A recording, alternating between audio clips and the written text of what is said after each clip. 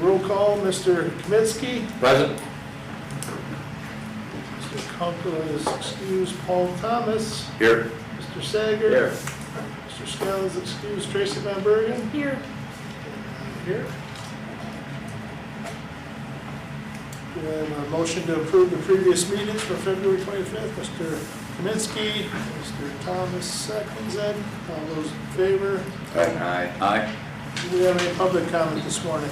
Yeah, Mr. Condon signed up.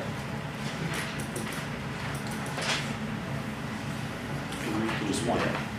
Now it's under old business. Yeah, do you want to cover that under old business, or you want to do it now? I didn't know if you wanted me to talk then. So I'll let you do it under old business if you, Okay, fine. if you want to talk, when we discuss that. Okay. Any member comments this morning? Okay. Routine consent agenda, any items? Mr. Kaminsky? Not in the poll. Nothing to pull? Nobody? Nope. Wow, okay. Okay, then is there a motion for 5.1 through 7? Mr. Kaminsky moves. Ms. Van Bergen seconds. All right. Anybody with any last minute discussion? Proceed to roll call. Ms. Van Bergen? Yes. Mr. Sager? Yeah. Mr. Thomas? Yes. Mr. Kaminsky? Yes. And I'll vote yes. Mr. Curran? New Do we have business. Matt on, And Matt. Is Matt on? did we, Yes, admit sir. him? Oh, hey, do I have a motion to approve Matt? Hey, Matt, why are you on today? Work. Work? Okay. I'll make a motion to allow. Mr. Kaminsky moves. Mr. Thomas seconds. All those in favor?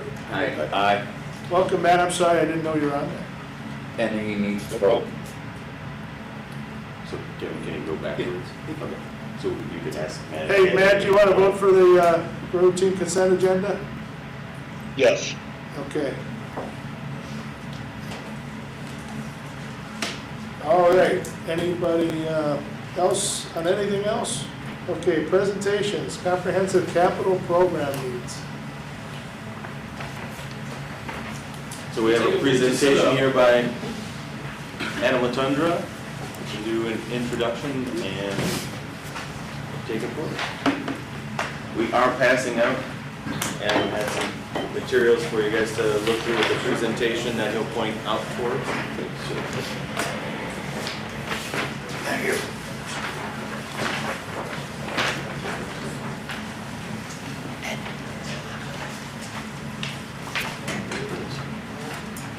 Use the big boy paper. For you. Yeah. No man with my glass either.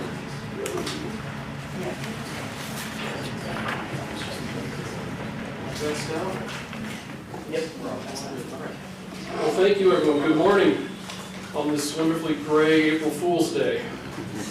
But I promise you there will be no tricks in this presentation. So, this is a comprehensive review, as we have it, of the capital program for 2026 to 2036. Pardon me. So, this is the first of 3 presentations. Scott has seen this important enough to give to so many committees that by the time we get to the committee of the whole, I think everybody will have an idea of what we're talking about.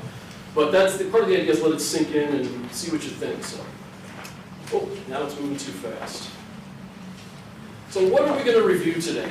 We're first going to talk about what is a capital improvement plan, what is included in a capital improvement plan, a review of our county facilities, the age, any renovations, total square footage of what we have in our portfolio. We're going to talk about some industry funding best practices for a capital plan. We're going to compare McHenry County's funding to industry best practice.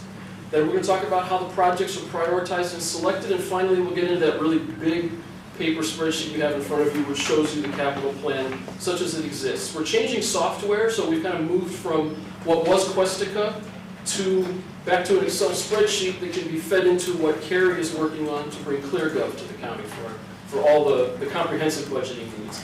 I also want to take a minute to thank Tom Burrows, your Director of Facilities, and Carrie Wise, your Chief Financial Officer, who provided information, review, comments before this presentation was ever presented. So everything in here should be Copacetic across the board with facilities, finance, and what we're doing with the capital plan.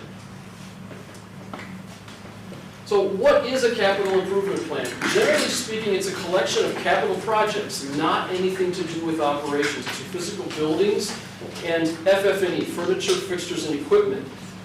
They generally cost over $100,000 and have a typical lifespan of at least 5 years before replacement. And then there are other items identified in the capital plan, either by external auditors or by considered best practices. So what does the county include in their capital improvement plan? All our county facilities and related components, roof, walls, HVACR, etc., equipments, emergency radios, body cameras, jail management components. There's hardware and software that you might not think of in managing a jail, but they rise to the level of capital expenditures. We have technology in here, servers and wireless infrastructure. To run a county of this size, the cost and number and really level that you have to purchase your servers at and the wireless infrastructure also rises to a capital threshold.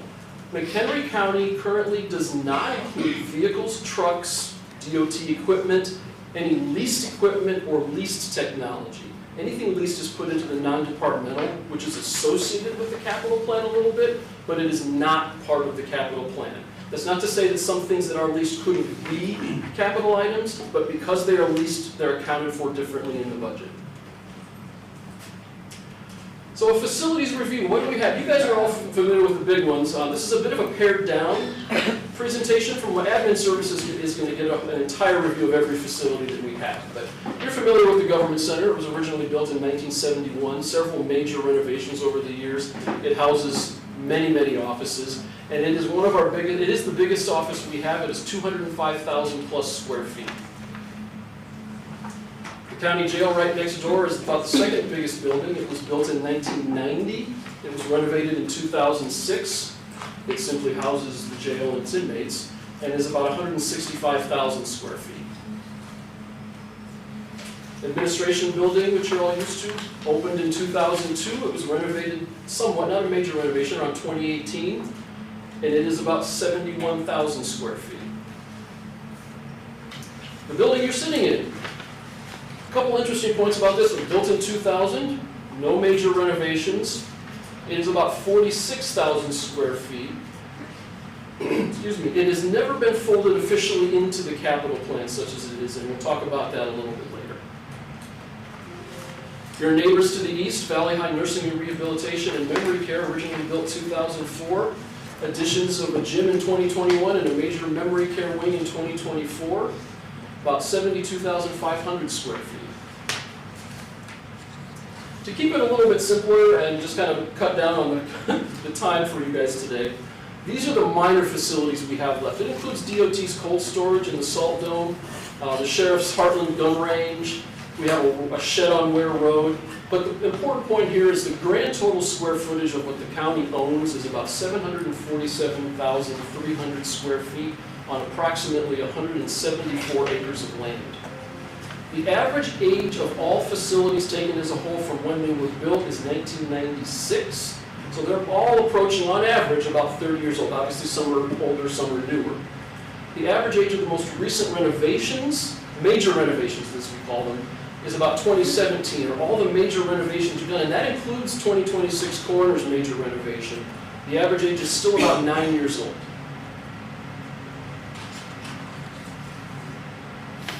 So what do all these facilities have in common? They all have capital needs.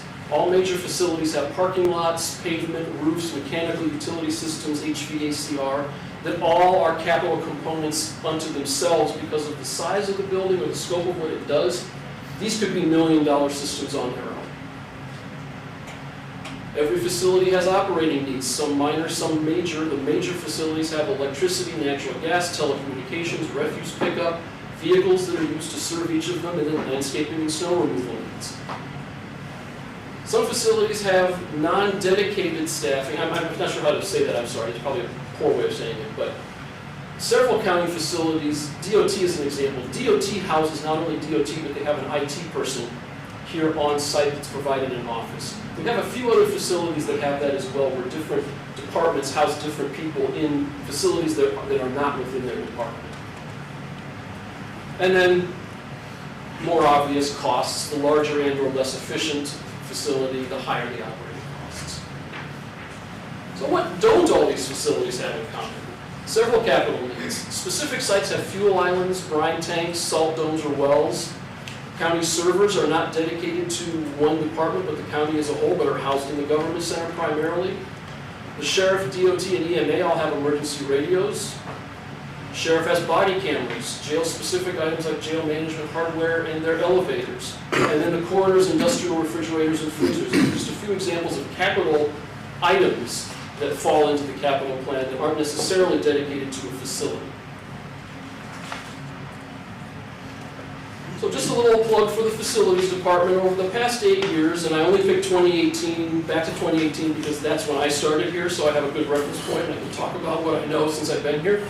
But we've added about 61,200 square feet of space in that time, and that's a 9% addition over what we had excuse me, back in 2018.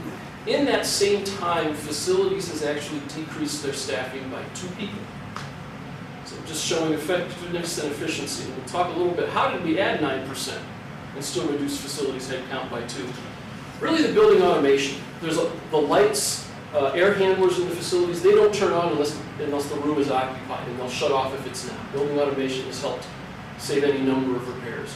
Contracted services where appropriate. There are some things that facilities can't or shouldn't be doing due to the expertise. Elevator repair, for example.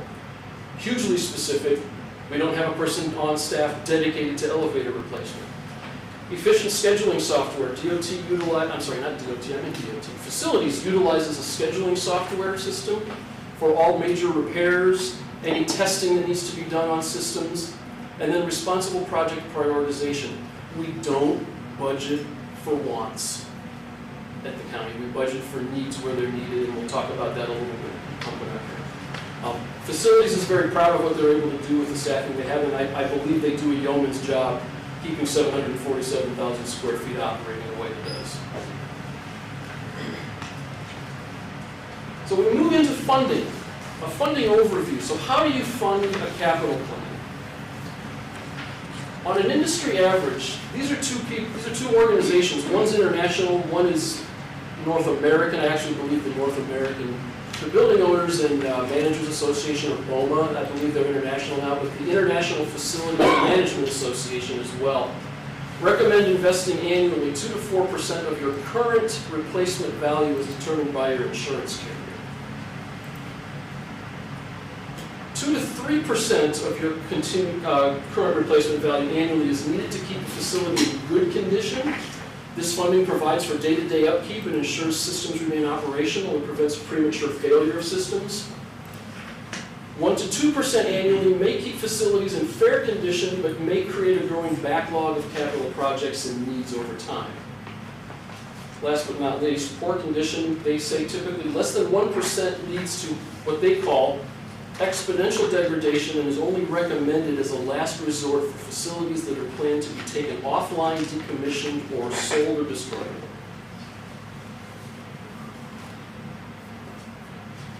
So McHenry County compared to industry standards.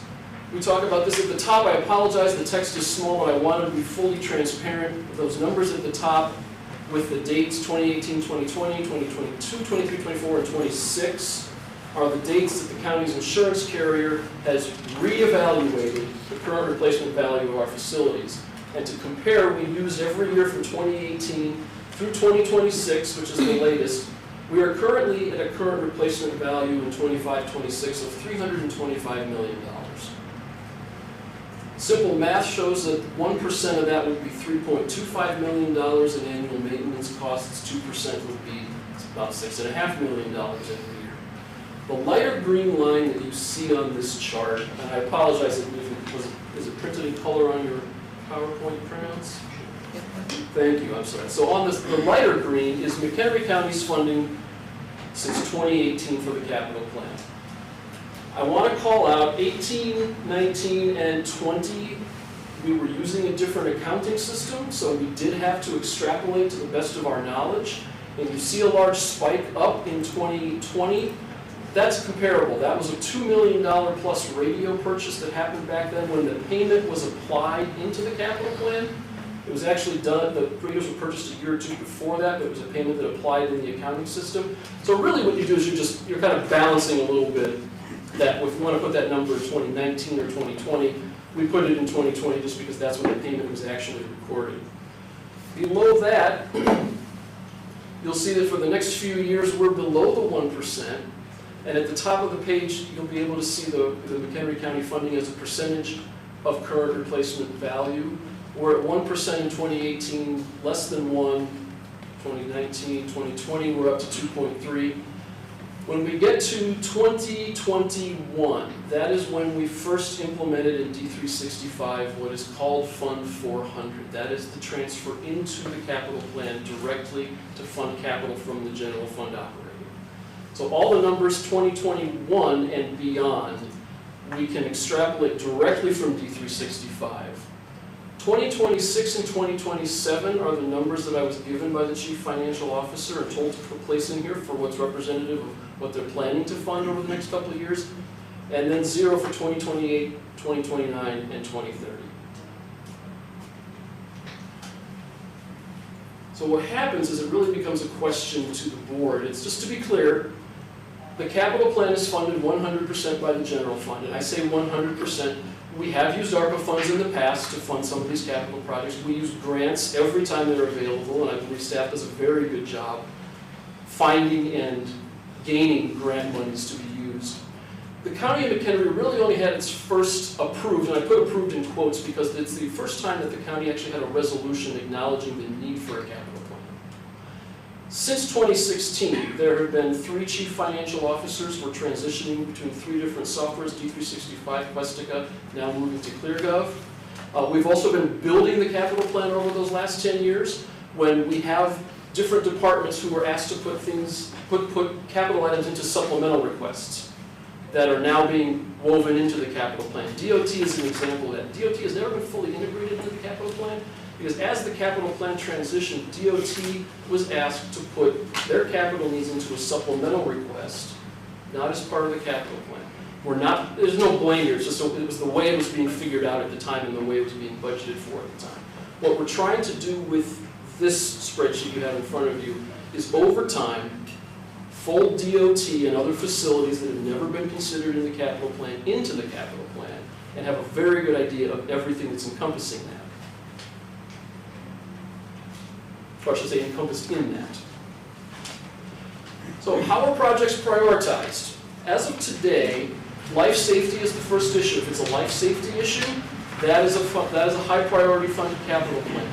ROI, or return on investment. We just approved some building automation systems in the last couple of months for the government center. That has a return on investment of about less than 3 years because ComEd is supposed to be applying some grants to that. That lowers the cost of the capital plan by planning reimbursement. That's kind of a tier 2 or a pretty high priority. End of life is a prioritized project, and you saw that with the radios and the body cameras that have been mentioned in the last few months. Emergency radios, when Motorola says we're done supporting them, that kind of holds the county over a barrel when they say you've got to buy new radios, or Axon similarly with the body cameras. If we see cost of repairs rising or just generally rising repair costs at a facility or a system, that becomes a capital project. And then a review by the facilities team, as I mentioned before, facilities kind of becomes an arbiter of need versus want and what has to be done or what needs to be done first. And then last but not least, we really desire board input, and that's part of the reason for this presentation in the larger context of your budget discussions is to recognize that there are capital needs in a large county with 750,000 square feet of space that does need to be maintained with an average age of 30 years. Your ability to look at this spreadsheet and prioritize projects, you can tell us, I'm really agnostic about the capital plan, I hate to say that, but I'm taking everything in from every department and we're putting it on the sheet as we hear about it. I believe we've got a good sheet right now, a good list of projects right now. But if we don't have the money to fund it, that's fair. We just push them off. We just move them off. It's something that we want to do. There's a lot that needs to get done. If we can fund it, great. If not, we move it down the road. As we all know, things do get more expensive over time, but tight budgets are tight budgets.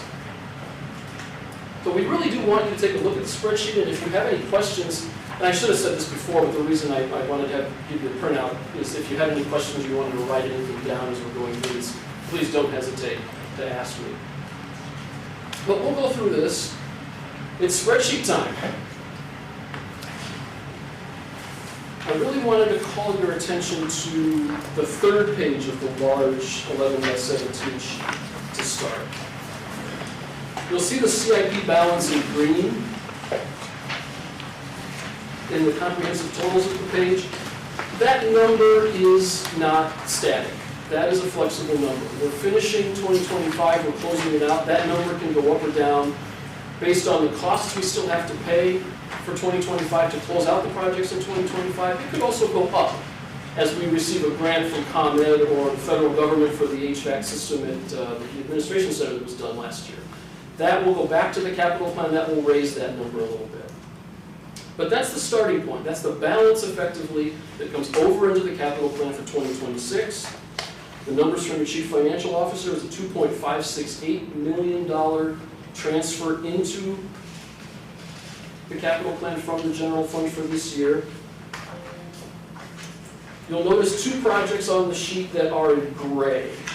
One is the radios on page 3, and the other is the top of the government center. Facility improvements, $380,800, that is in gray. Those are the only two projects we have started in 2026 that are moving forward that will need to be paid for. As we go into the outer years, there's several projects. You'll see it. We have IT hardware and infrastructure. We've included Russell Court, which was bought last year. We have a miscellaneous section on the first page, really in the middle. Building automation systems, county facility signage. Your treasurer and Crystal Lake have automated signs out in front that are capital projects unto themselves. We have the archives barn and the evidence building just down the road here. We didn't talk about them. They're not as heavily implemented as the government center or this building, but they still do have some needs over time. And then electric vehicle infrastructure, which we talked about as part of installing some conduit at the government center, but should things change over time, those are miscellaneous projects that are also capital fund projects. What we have in 2026, the first column is 2026. You'll see we have projects really probably listed out to 2031. That's about as far as we've been able to get right now. We're out about 5 years. We're building 2031 and beyond. You may notice that the radios are already out in 2034 again. We've been able to capture that with the last discussion that happened on the radios, that about 8 years from now, we'll be talking what we do budget for increases over time, so that's a $5 million item in 8 years from now for the radios. Behind that, I didn't want to predict it's the only thing in 2035 is the body cameras again. As we get closer to those replacements, it's something that we'll want to do each year. Hopefully we'll talk to you about this to say, just so you know it's coming forward in the next couple of years. And that'll start the conversation hopefully with the sheriff and DOT about, are the radios end of life? Has Motorola notified us about anything? And do we have to get rid of them now? Or can we push them out a year? Are they going to go 9 or 10 years as we hope? That's the flexibility in the capital plan. Things can move forward, things can move back as necessary and as are prioritized. I would just say if you have any specific project questions about this spreadsheet, I'd be happy to answer them. Yeah, Jim, please. You know, on the radios and the cameras, instead of having that $5 million all in 1 year, and Mr. Kaminsky, when we discussed that in committee here this spring, I commend him on that. Why can't we appropriate some of those funds earlier and set it aside so we're not $5 million in 1 year? That's the idea of how we might fund a capital plan levelly over the years to get to a point where when that $5 million nut shows up, you have the balance in there. That's exactly the plan. I mean, we don't want surprises like we had. Yeah, I agree with you. And that's the intent. What we're trying to do with this plan is get a flat level of funding that's appropriate for McHenry County over the years to say, when we have to replace the radios again. Okay, it's in the capital plan already. We've been building up that fund for the past 8 years. But certainly I'd like to see transportation set their radios aside, you know, or that appropriation for that, and set it aside so that it's, when we don't have any surprises at that point. Sure. That's another point about this. Any there's different funding sources available for the capital plan. That's really set by the board, is whether it's going to be RTA, sales tax, highway fund, whether it's going to be general fund, whether it's going to be grants, whether it's going to be something else. So those are all possibilities in the capital plan. It's just a question of, as the project comes forward, where is the money specifically going to come from? Okay. Mr. Snyder. Everybody just ask, directly, don't wait for me to, go ahead and just ask and keep it going. This is not specifically associated with the spreadsheet itself, but I want to back up just a little bit if we can. Please. And this has to do with the conversation on your presentation page, how to fund a capital plan. Okay. All right? So the first thing that we are talking about, if we're looking at trying to establish an investment in the CIP, basically, okay? We're looking at current replacement value as determined by your insurance carrier, right? Yes. So that figure is going to be provided to us directly. Do we have any context, or do we have any ability to negotiate that, or is that just kind of a flat thing that's handed to us and it's not going to change? I think Scott wants to answer. Yeah, I can respond to that. Every year, we have a company that comes through and updates the appraisal value for the appraisal and replacement value for our facilities. And that is the figure then that is used for the basis of our insurance premium. So we, in essence, drive that number. I mean, we give it to the insurance carrier, but the insurance carrier will also kind of apply industry standards with it too. So there's a little bit of a balance act, but they're not in full control. They're not telling you, here's what your replacement value is. We have a lot of input and a lot of, I think, influence in it. And would you say that you all then, as the determiner, are conservative in your approach, or are you more liberal in your approach?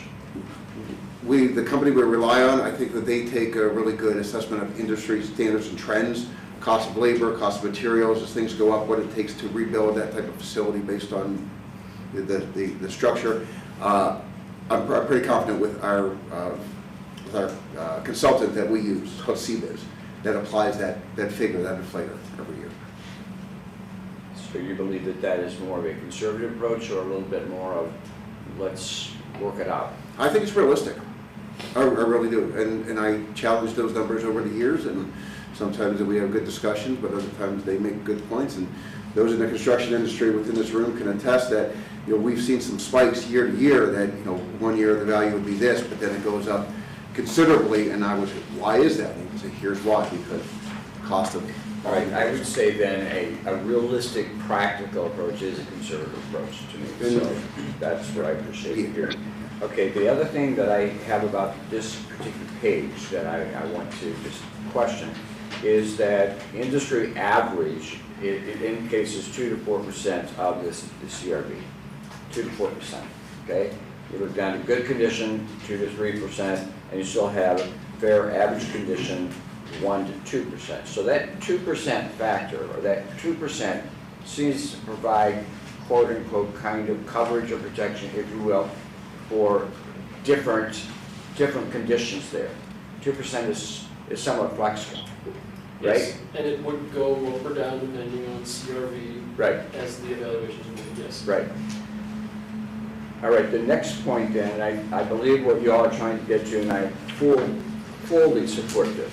In fact, I'm a little bit kind of ashamed, if you will, that we haven't taken a more visionary approach in terms of planning for capital improvements. We have a specific amount that we work to have reserves or establish reserve funds, right? We know what that percentage is. We kind of try to keep to that percentage, right? When we're budgeting, we consider that percentage level all the time, correct? So I see no difference in capital improvement funds. We need, in my mind, to do exactly the same thing with capital improvement funds. So we need to find out what that figure is, and we need to determine, I think, as a board, what that figure is. Is it 2%? Is it 2.5%? Is it 3% or 3.5%? Where should we be? Just as we have a reserve goal or reserve points here, what is a CIP point? And I think that we need to really approach that. But the next question I have is, should we not, because I think that there are certain things within capital investment, as we have identified here, that are more, and I'm going to use the term volatile. I mean, I think that technology is a volatile situation because that is always, you don't know when something's going to go out, one, right? Sure. Something could. But the other thing too is that we know that there's new developments all the time. And so we have that aging out, but we have that new improvement technology that we determine that we need or whatever. So the volatility of those types of things is totally different than a built-in volatility, right? So to me, why aren't we separating those two? Why aren't we separating out things like the radios and the body cameras and all those types of things into a separate area rather than encompassing all those into this general CIP approach? So that to me, you need to look at almost 3 different types of approaches in budgeting. You need to have, yes, your reserves, your percentage of reserves. Second, you need to have a specific percentage that you are contributing or investing in your fund system so that we can deal with capital improvement of facilities, et cetera. But then we also need to have another fund with a certain percentage that we're going to provide on an annual basis to build that fund for radios, for body cameras, for whatever it might be. If I can hit on some of that. The capital plan, when it's presented, you see all these projects, but really it is divided into 2 areas. There's asset preservation, which are your physical structures, your buildings, and then there's capital outlay, which includes a lot of the technology, whether it's radios, whether it's a software system that's over $100,000, whether it's a purchase of land for future use. Whatever that case may be, that's capital outlay, but those are 2 separate. But I think, Member Saga, you really hit on kind of that critical goal, and that's to establish a funding source for your capital plan. Every year, you know you're going to have needs. Some needs are going to be greater in some years than others. Some years you have more. But if you keep funding your capital plan every year, and you build up, and then you can build up money on those heavier years, so you have the funding available, and then the lighter years, you still contribute, but you may not be spending as much to allow it to build up for future years. That is the goal. There was actually a resolution that was passed.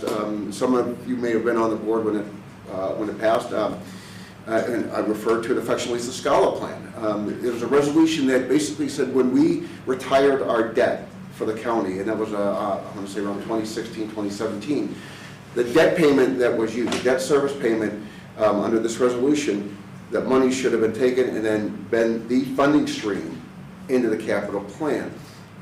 I can't explain why we've gotten away from that, but we did, and I think ARPA provides some opportunity to kind of use those monies for other purposes and fund it differently. Whatever the case, the whole point being, that is the goal. The goal is to, as a county board, for you to say, these are your needs. These are your needs in a multi-year outlook. You know you're going to need X amount of dollars over the years, and rather than taking that hit, the gut punch year to year, you plan for it more strategically. You come in with that funding stream where you can do it, you can build that into your annual budget, kind of soften that blow. No different than your own personal finances, I'm sure. When you have a large expense coming up, or you plan for that. You plan for your property tax payment, and you plan for those. This is the same thing. We're just dealing with bigger dollars because of the county. But it's the same mentality. It's coming up with that stream, with that way to methodically approach and strategically plan for your capital projects year after year. The needs aren't going to go away. Buildings are going to need repairs. Things are going to fall apart if we don't take care of them. And if you don't take care of them, they're going to get much more expensive. We can tell you stories about the deferred maintenance, and I'm going to say those some on the county board now were there when it came to the point of no return, where you had to do something. It was a $24 million investment in all these different projects because for years nothing was done because everything was funded on a year-to-year basis, and the projects were deferred. Well, we'll do it next year. We'll do it. and then all of a sudden it came down and you couldn't do it any further. That actually, and there's a great story to tell about how this capital plan philosophy and approach came to the county, and I think Adam touched on it around 2015, 2016. The county board didn't approach the capital plan that way, and it was by design. And then there was a change by then, the then county board to say, no, this isn't right, we need to have this multi-year outlook. So that's how we got to where we are. We've gone away from the visibility of the multi-year outlook to the county board. It was always there, and but the county board didn't see that multi-year. We want to get you back into you seeing what is before you as a county board, the decisions you have to make. That's our goal. We want to get you back into it so you know in 5 years what that big nugget is going to come down and what you're going to have to fund. And it's not going to be a shock when we are going through the budget and we say we're going to have to do this. You would have already known, you would have strategically planned for it. That's the beauty of a capital plan. We're getting back to this. I appreciate Adam's efforts to really, a simple spreadsheet goes a long way because now you see it. You see multi-years.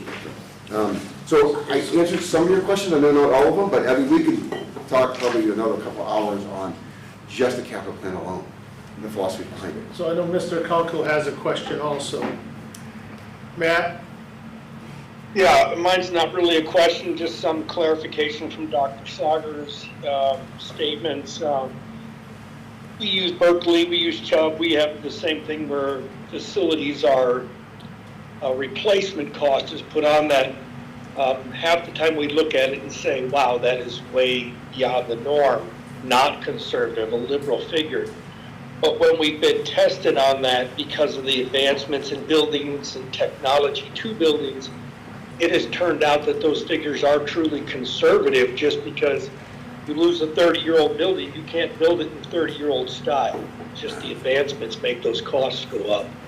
So I do believe that numbers we get are conservative. Since the pandemic, we have struggled to maintain a 2% figure on facilities we maintain because of the inflation of materials and because no one has set back those kind of earnings and less earnings to work with. But the 2% has been effective by and large. I like the idea of, for transparency, dividing out the silos or buckets, as Dr. Sager mentioned. However, I know from practical experience, those buckets would have to be able to share and share alike the dollars based on priorities. So that does mean that that 2% or whatever we decide number is will have to be a whole umbrella over-encompassing number, and then we would get a great view of it to look at in the silos or in the buckets. But I like everything, and Adam, love your presentation, it's fantastic. Thank you. Okay, Matt. Mr. Sager? Yeah, I just want to ask the indulgence of the committee and staff here. This is a little bit of a philosophical discussion, but I absolutely appreciate and understand that the ARPA funds were of benefits to local units of government. Absolutely. And we chose to divide those 50-50, if you will, to the community opportunity as well as to the county opportunity. So I think that was a great decision, and I appreciate so much what we have been able to do.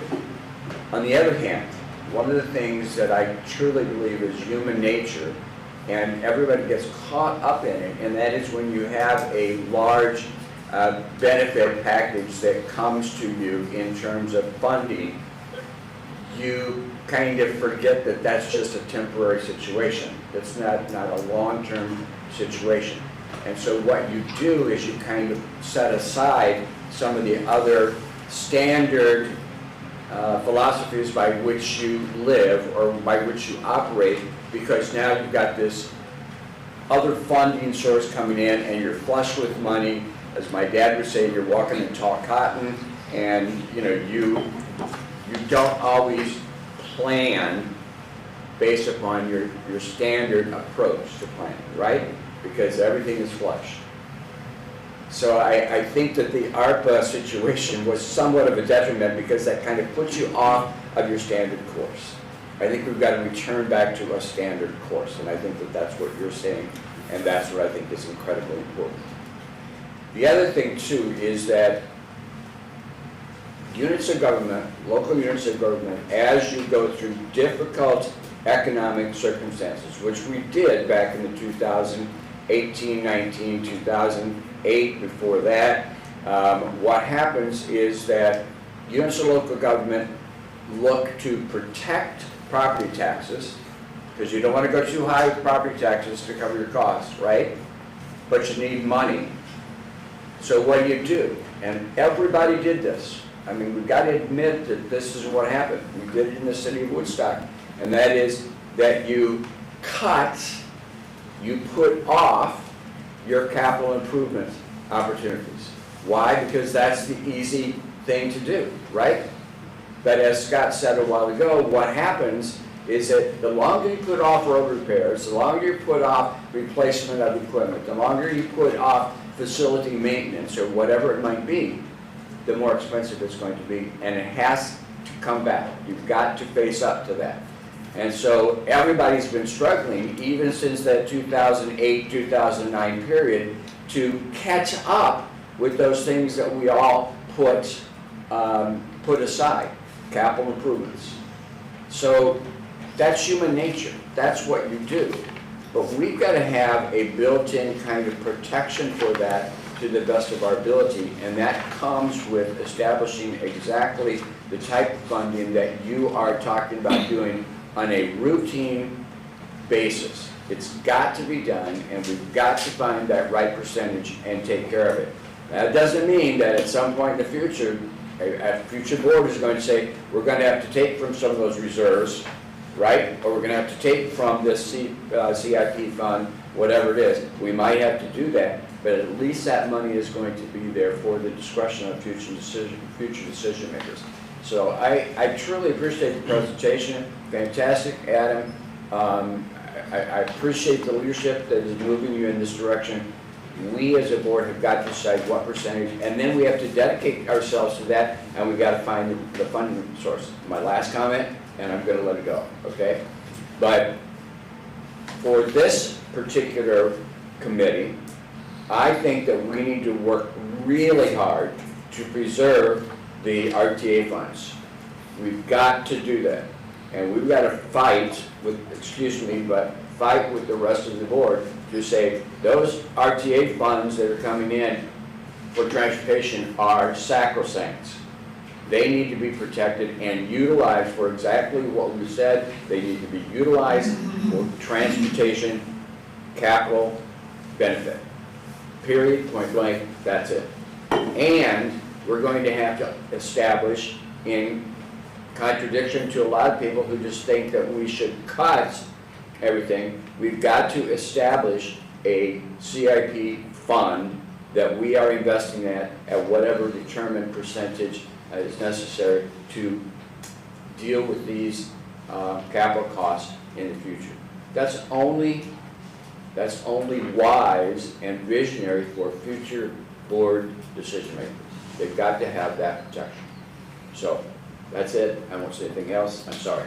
Well, thank you, because that, to me, what you just stated, I totally agree with you on that, with the RTA tax and everything, and I've stated that through our whole battles here earlier in January.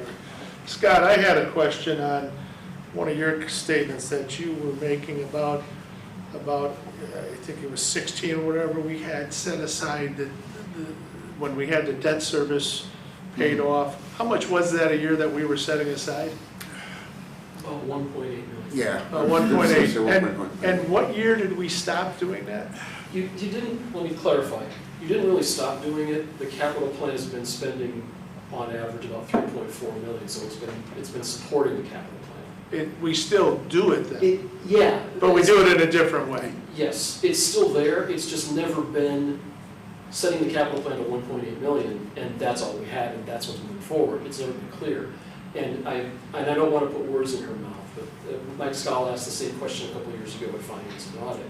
And the response was, we're kind of funding the capital plan as we go, and it's higher than the 1.8. So it's in there, we're doing that, but there have been more needs that we've had to fund. Okay. And I know someone's going to bring up is, why don't we bond out money for this? And if I'm sure some board members are going to bring that forward. Why aren't we going to bond?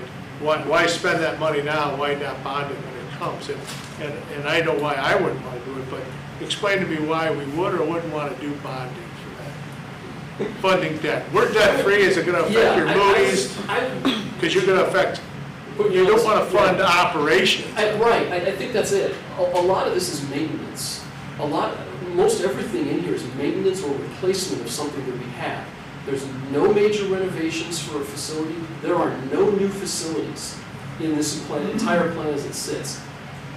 You would typically bond for a major project, a major addition, a new building.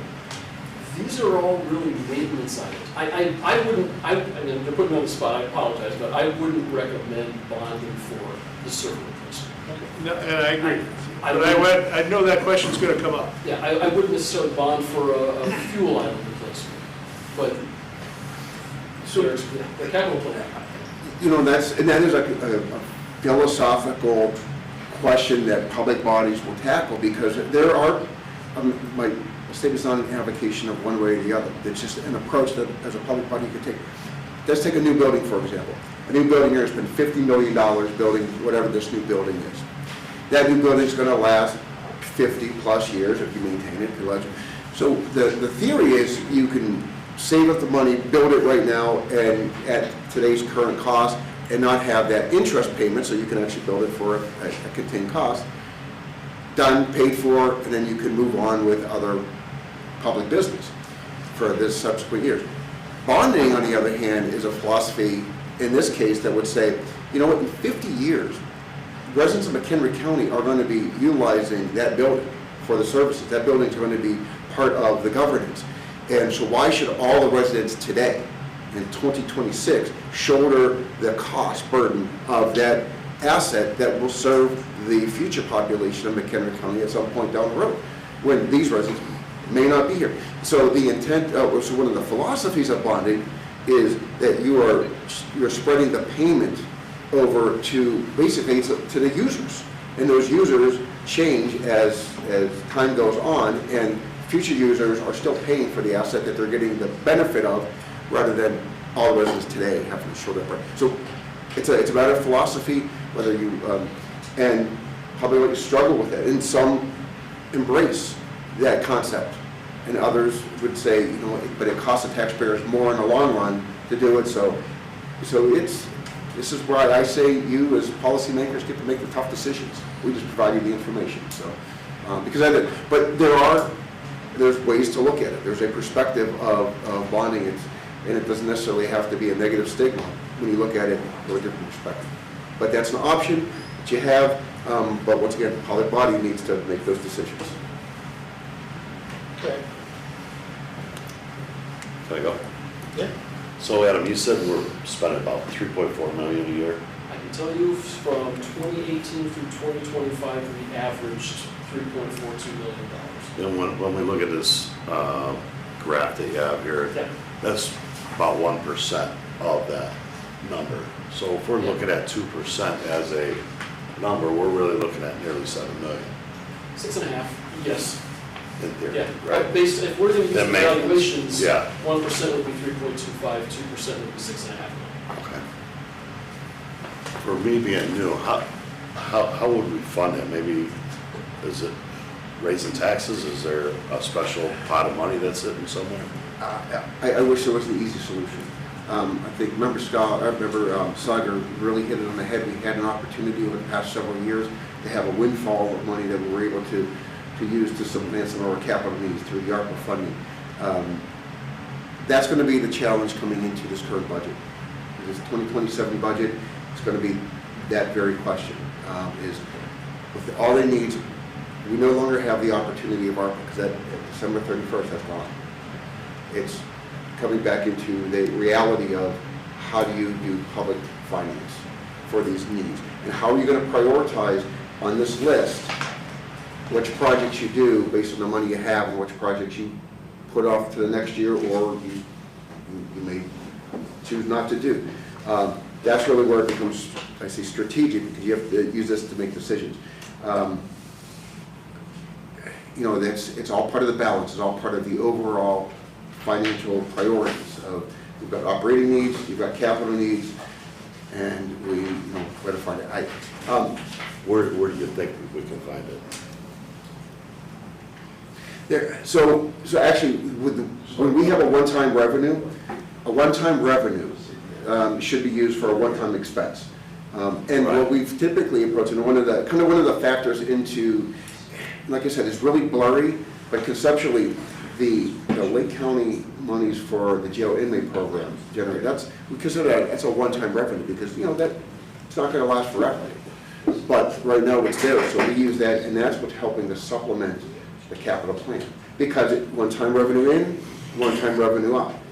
You don't want to rely on one-time revenues for operating costs, because when they go up, you still have the operating costs that continue. Whereas capital projects are usually a one-time hit.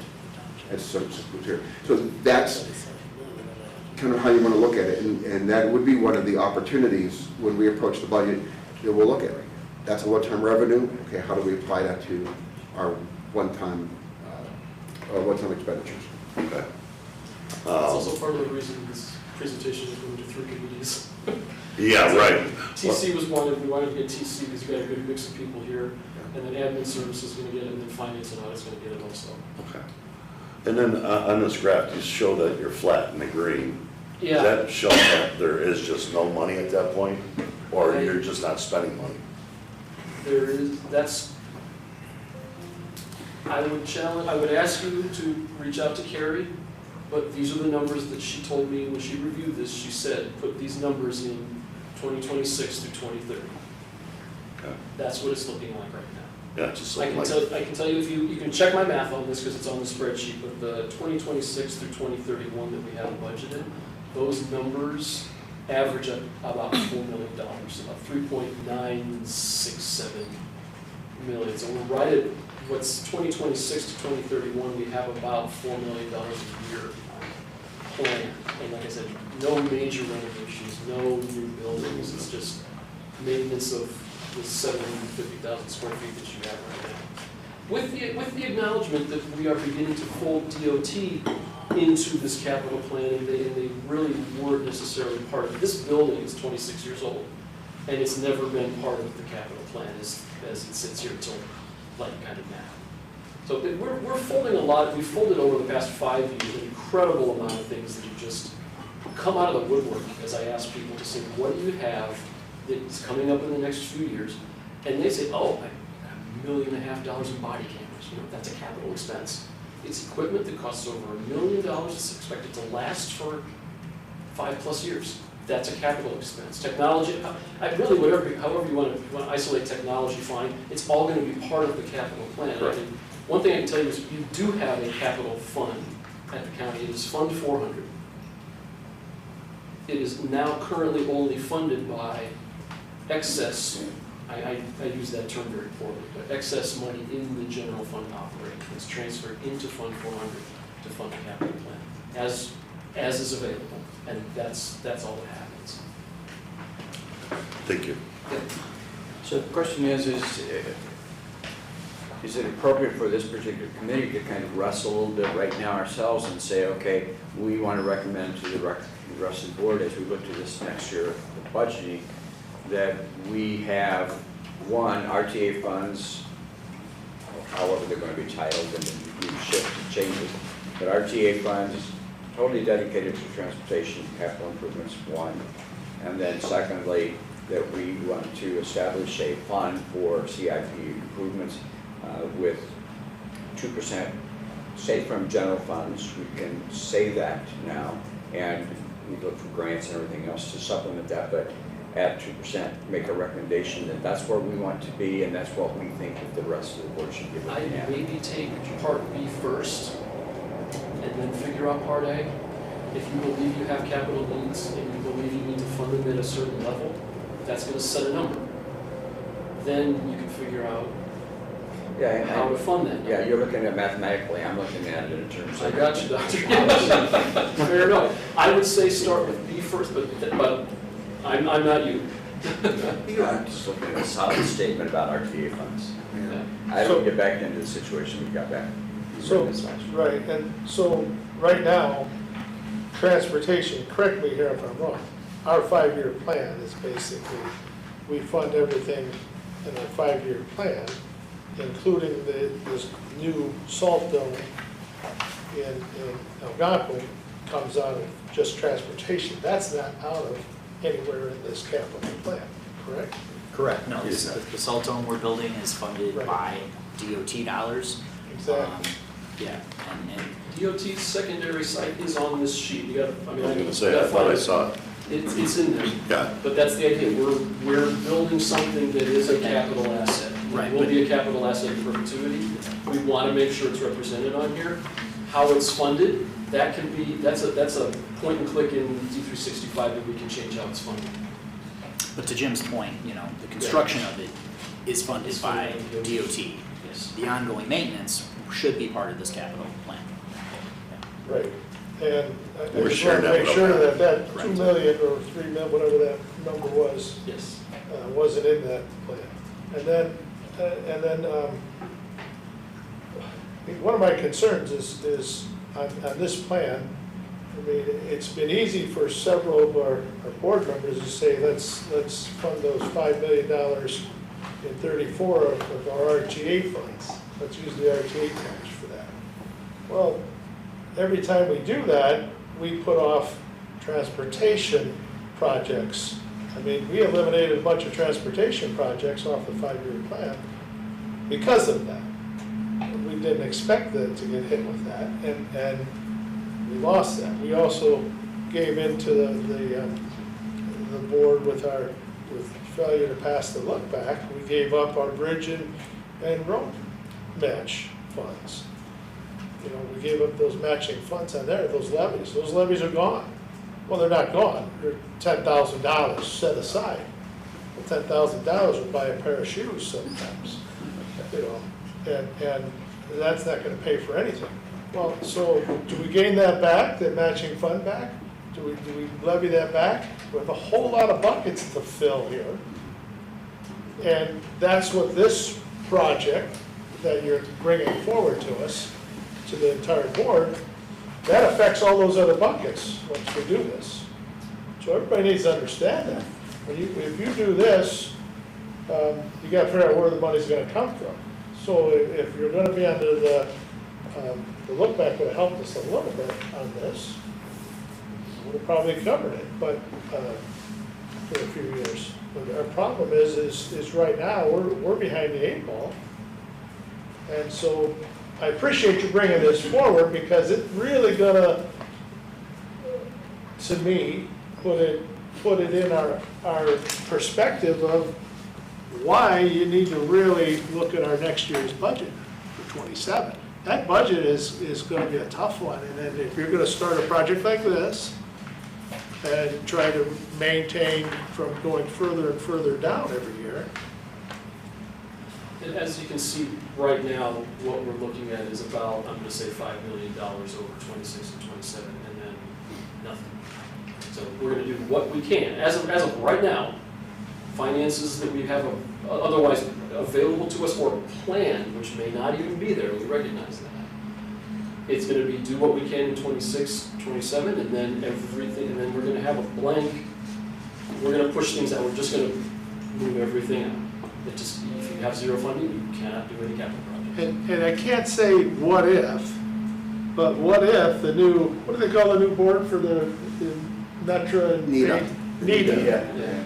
NEDA, since the county, the other counties no longer have any control of the vote any longer, basically. Basically, we're at the will of the governor and the city. We're at the will. What happens as they take and bleed off the county's portion of the RTA tax, what they apportion to us, 5-10% a year over 5 years, whatever. And if we're banking on that RTA tax for this project, or for this, and the cameras, if we're banking on that, it won't be there at 34 and that. We shouldn't be banking on that. Just so, my feeling to the board, we should not bank on paying for non-transportation projects with the RTA tax. So, Do we look at, you said we got 5 million for the next 2 years, 5 million, roughly, we'll say. We really only have the 2.568 that's being transferred into 2026. Carrie suggested I put that same number in 2027, and as you can see on this chart, that's still keeping us even below the 1% kind of decommission level. And from there, so that, we don't even have that other 2.568 yet. For That's 27, that may or may not be. Okay. The way I approach this is what the CFO told me to put in the presentation. I said, "It's your numbers, you got it." So that's where we are. I'm not counting my chickens until they've hatched. 2.568 this year, yeah, she can document for me that that's a transfer into the capital plan for 2026. She's committed to that for 2027. That doesn't mean that that's going to happen. I guess my thought was is try and save some of that money. I don't know if it can roll over to the next year, but at least start saving. Because you got 0 in 28, 29, 30. You can start saving, and maybe you're not gonna be able to fund the 2% every year. But maybe in 28, 29, we can have enough money to start. We're already behind the 8 ball right now, right? Yeah, we're deferring some capital projects that we're really calling wants Yeah. that over time are going to become I mean, capital issues. So, Scott? I know we talked about the 2027 budget, what's before you. We know it's going to be challenging, and I don't want to harp too much on it, but it's only going to be challenging. It's not going to be impossible. And I think what's important about this, and I want to get to what Member Seiger was talking about, or bringing up before, is this provides you a certain visibility, a visualization, and I think those are two keys to really help you have the tools and the understanding to tackle the upcoming 2027 budget. When you can see things like this, you have that visualization, and we're going to look for all those opportunities, any opportunity we can to give you kind of that insight, where you can see things on a multi-year, help you with your decisions that you have to make for 2027 and beyond. And I'm confident that this county board will get through it in good fashion, and we're going to address the priorities, the needs, the mandates, what you have to do, and in many cases what you ought to do. The question that Member Sauger I think brought up is what are you looking for this morning? I mean, is there a recommendation? Is there something? I think you started a good discussion, and I think this is going to be this is the first step in a greater discussion as we get through the budget, and you incorporate this information in with everything else that you have to contemplate when you develop that 2027 budget. That's what we're looking for today. We wanted to just show it to you, put it up there on the screen, so you see it, and so now you can start thinking about it. And then in the next few months, when we're deep into the budget discussions, you'll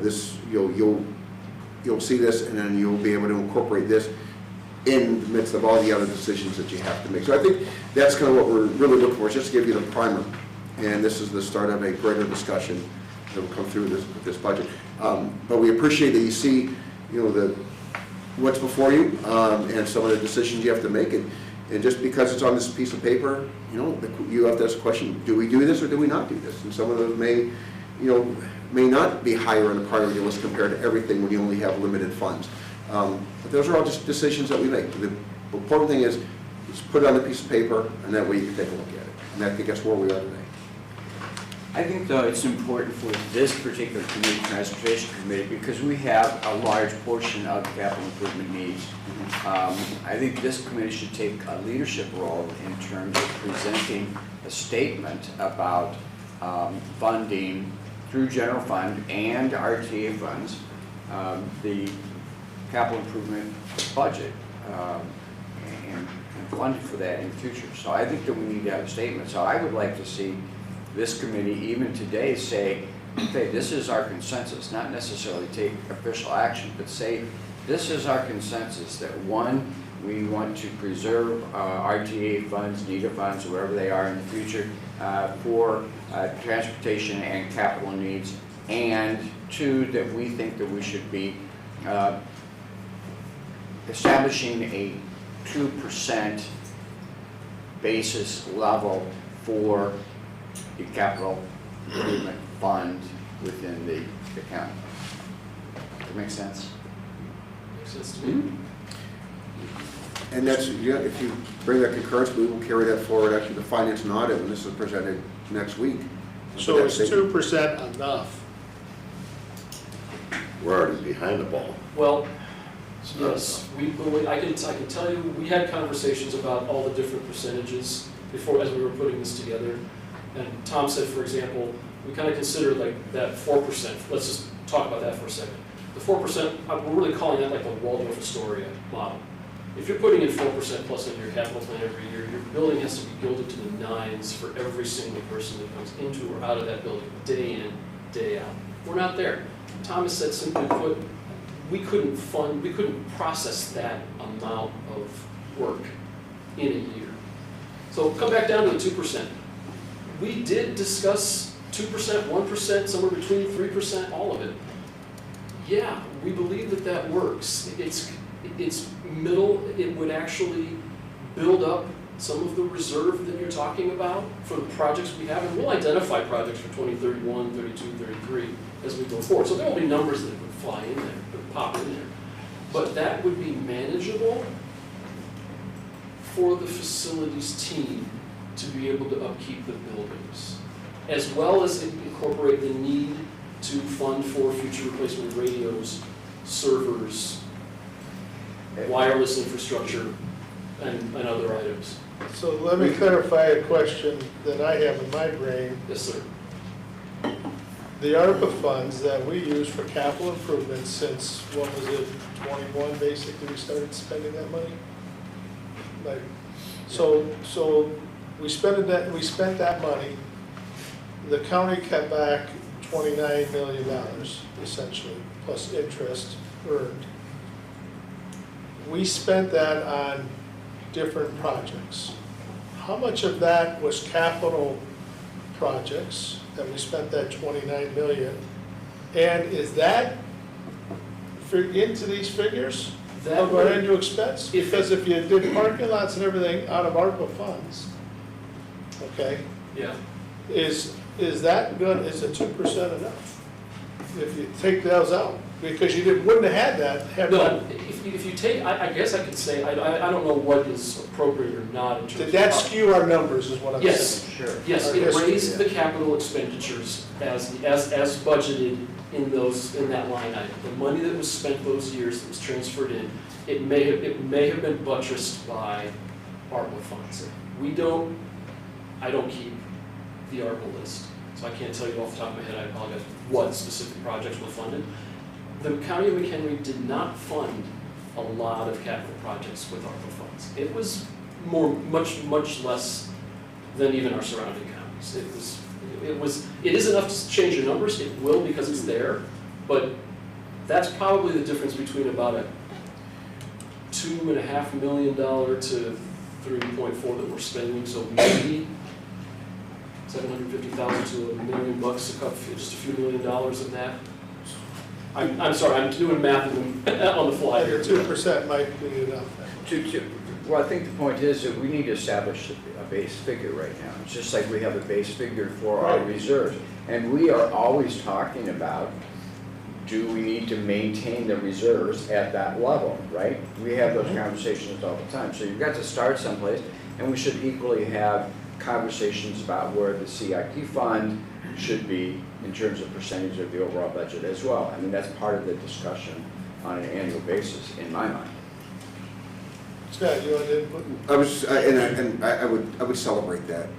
To get to the point where you're funding every year, you have a standard of money that you can know we build into the budget.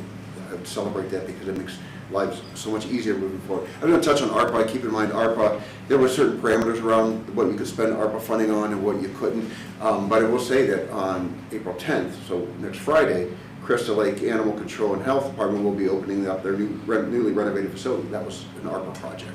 So that was a capital project. There was a lot of needs, and ARPA was the vehicle to get those things addressed. So there are some significant takeaways out of that ARPA funding to address the capital needs. And that was around 2.5 or $3 million. And thereabouts, yeah. Yeah. So, Now, Carolyn's another board member. She'd like to say something. Well, I was gonna say also, I was looking it up, sheriff's range and training facility was 6.2 million. And that's what you see, that big spike in 2025 right there, those buildings were coming online. That's 6.24 million, that was that's a direct number from D365 that says that was the operating transfer into the capital plan that year. And I know that there's that those facilities are in that $6.25 million in 2025. As were the radios, and Yes, the original cameras and radios, yes. which was the other spike in It was 2010. 2.4. And that's, back in 2020, the original purchase of the radios, yes. And that spike is only because that's when the payment for said radios actually went on the books. So it's there, yes. It's those spikes that are putting you to the 2%, getting right to the 2% for those 2 years. Okay.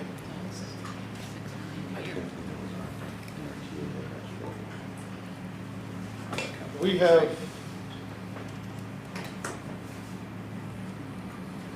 I think this is a great eye-opener for us to look at this and to have it on paper. You can talk to your blue in the face, but when it's on paper, those numbers really can hit you. You know, transportation, we have a lot of other projects and different things that we want to make sure we don't minimize those projects and put those off to do this. So we have to figure out a funding source for this. As part of this, it's been great working with DOT on this because as part of the fixed asset report that came in for that valuation, the roads and everything was in that, and it's there another, double the 325 million that you got for the buildings. They've got, I think, the fixed assets, and don't quote me on this, but I want to say it was over $368 million worth of roads. Right. And you could almost argue, what are you spending on the roads versus what are you spending on the buildings? The valuations are close enough to play with that number. Yeah, to put that in perspective, we average anywhere between $5 and $7 million a year resurfacing our roadway network, which is roughly the 2% figure for Adams capital plan. So they're roughly apples and apples in terms of size. To me, I get to nerd out on that kind of stuff, so it's fun for me, but at the same time, I realize there's a final discussion that needs to happen. So I think that enforces the point of preserving the RTA funds. That's the enforcement of that we need those funds. We have projects, the spending that we used to do, the matching used for the township bridges, we don't do that. We can't do that any further until we come up with a plan. And the township come up with a plan. And that's why we're going to continue to discuss that, because that affects this. Yes. I'm going to keep pushing this. I think we ought to come up with a consensus. We need to take a leadership role here as a committee. I think we need to come up with a consensus today. And as we discuss this with Finance Committee and the other committees out there, Transportation Committee can be quoted and say they come up with this as a consensus.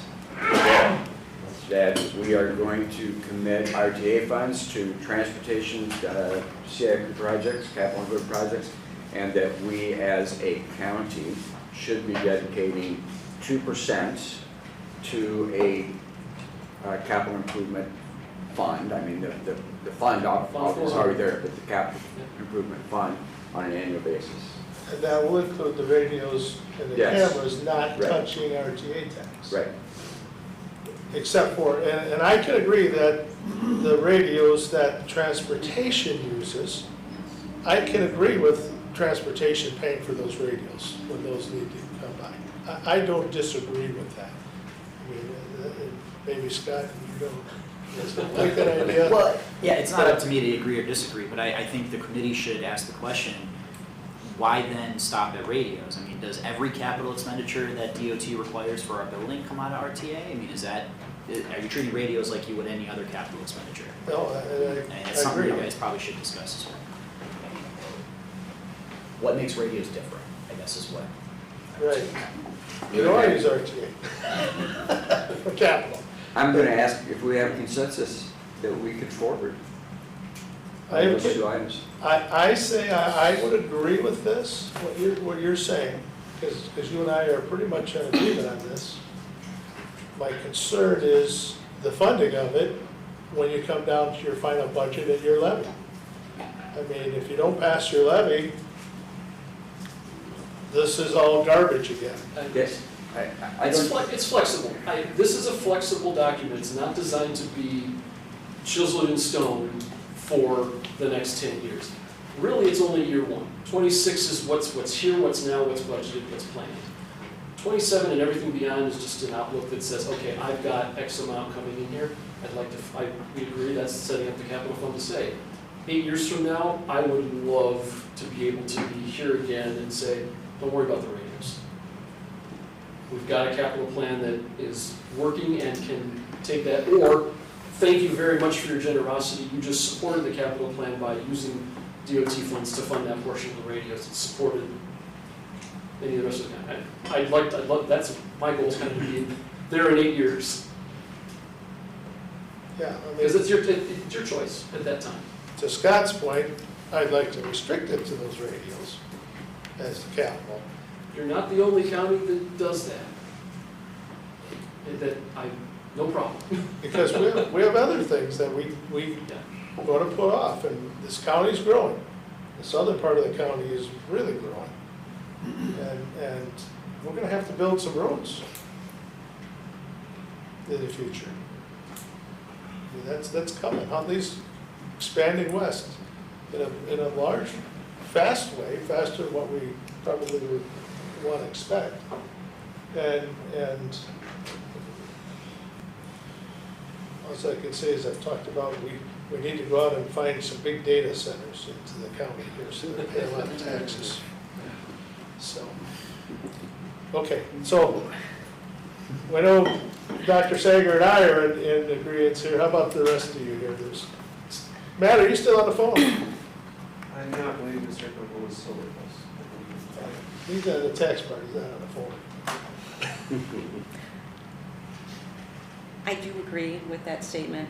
I did also agree that the transportation portion of the radios be taken out of the RTA, but then, yes, where do you stop and make a cutoff with that? But I would like to see the RTA funds stay in transportation. Okay, and how do you feel about it kind of establishing, I know that the revenue source is always gonna be a conversation, I mean, across all budgeting, right? But how do you feel about the 2% set aside basically for, Without raising property taxes, I don't think that's possible as a whole. I mean, that's, $6 million on a yearly basis. I'm not in favor of raising property taxes, so trying to find a different funding source, or at least a supplemental funding source, maybe I could agree with that, but I don't know that 2% is sustainable with the budgets that we have. well, and if you go up just CPI every year, if you went up the CPI every year, the CPI is say 2.9% on the county's total budget, how much is that? Yeah. If you don't go up CPI, you're gonna be in a world of hurt here. And I'm not advocating for that, but I'm saying, facts are facts. Facts are facts, and I've been on the other side here where I've said we don't need to do a levy, but you're showing us the numbers required, that we're gonna need. Around $6 million a year that we don't have accounted for right now. No. That's not in our budget at all in the future. Where do we find the 2.5 right now? It is a transfer. I know it's from the general fund, but I'd ask. where does it come from? I'd ask Carrie. I don't want to misspeak. I have my idea of how it gets funded, and all that is it's a transfer from general fund operating after everything else is accounted for. That's what's left moves in there. She's got the audited version of that for you.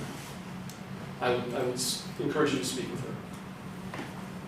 And I'll encourage, back to my point of the, say, 2.9%, and I've said this in the past, if 80% of our cost on the county side is labor, and our wages go up by 3% a year, you're behind the 8 ball every year. You have nothing for anything else. There's nothing left. You're behind the ball every year just because of your contracts. And you can't change those. To her credit, I believe that's exactly what you're seeing in 27 through 30. Right? Yeah, yeah. And this almost has to be done. That's my opinion. Just And where, you can't where do they fund argue, it? you can't argue the CPI. No. You can't argue the CPI. Some of us as members, you have to begin to, because I've changed it, my opinion, and some of us have to start looking at the reality, what's good for the entire county, what's not just good for my little set of constituents. You have to look at what's good for the entire county, the survival of this county, because it's gonna blow up in a future board's face big time. But I feel like you need to look at, you know, what are we required as a county to provide? What services are we required to provide? Do we go over and above those requirements now? If we are, and we need more money to sustain those projects or services, do we cut those services out?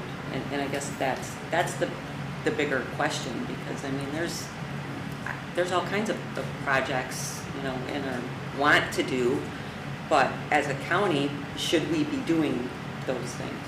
And I would argue the point of, because of that way, we have done the township bridges in the past, That's $3 exactly. to $5 million a year, and we can't do it anymore under this current direction we're going, especially without the federal and state funding.